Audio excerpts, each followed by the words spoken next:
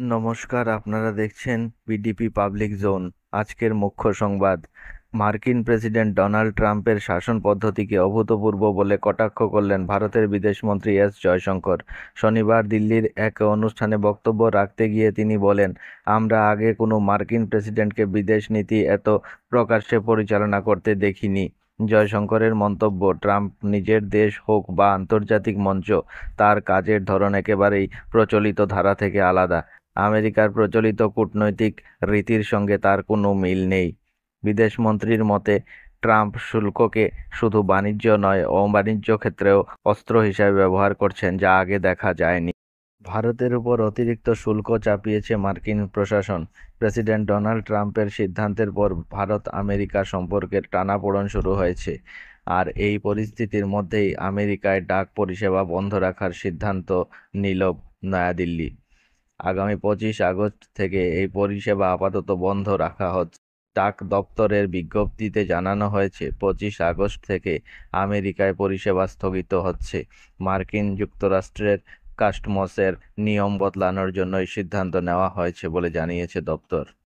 75 মিনিটের ব্যবধানে পরপর মৃদু ভূমিকম্পে আঘাত এনেছে অসমের অন্যতম পাহাড়ি জেলা কার্বি আংলংয়ে।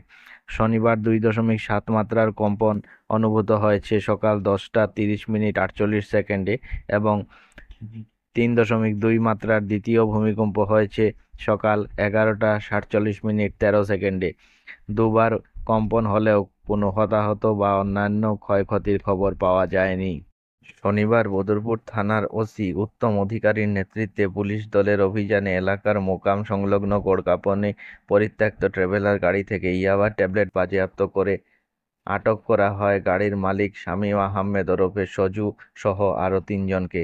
গোপন সূত্রের খবরের ভিত্তিতে বদরপুর থানার ওসি সহ একদল পুলিশ সাদা পোশাকে অভিযান চালিয়ে 12,000 ইয়াবা ট্যাবলেট উদ্ধার করে, যার ওজন 1 কেজি 300 গ্রাম।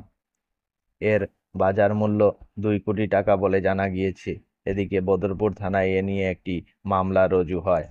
2 সপ্তাহের মধ্যে ইউক্রেনের যুদ্ধ থামান, না হলে নেমে আসবে শুল্ক বাণ কিংবা অর্থনৈতিক নিষেধাজ্ঞা। সময়সীমা বেঁধে দিয়ে রুশ প্রেসিডেন্ট ভ্লাদিমির পুতিনকে ফের হুঁশিয়ারি দিলেন মার্কিন প্রেসিডেন্ট ডোনাল্ড ট্রাম্প। শুক্রবার সাংবাদিকদের মুখোমুখি হয়ে তিনি বলেন, আগামী 2 সপ্তাহের মধ্যে সবকিছু পরিষ্কার হয়ে যাবে। রাশিয়া যদি শান্তি চুক্তির দিকে অগ্রসর না হয়, তাহলে ফল খুব খারাপ হবে। দেশটির উপর আমেরিকা শুল্কবাণ নিক্ষেপ করতে পিছপা হবে না। এখানেই শেষ নয়, শুল্কবাণের পাশাপাশি জারি করা হতে পারে অর্থনৈতিক নিষেধাজ্ঞাও। আগামী 2 সপ্তাহের মধ্যে ইউক্রেনের সঙ্গে যুদ্ধে ইতি না টানলে রাশিয়ার বিরুদ্ধে কড়া পদক্ষেপ গ্রহণ করবে আমেরিকা। এশিয়া কাপের দল নির্বাচন নিয়ে তুঙ্গে বিতর্ক। এই আবহে নির্বাচন মণ্ডলী থেকে বাদ পড়তে চলেছেন 2জন।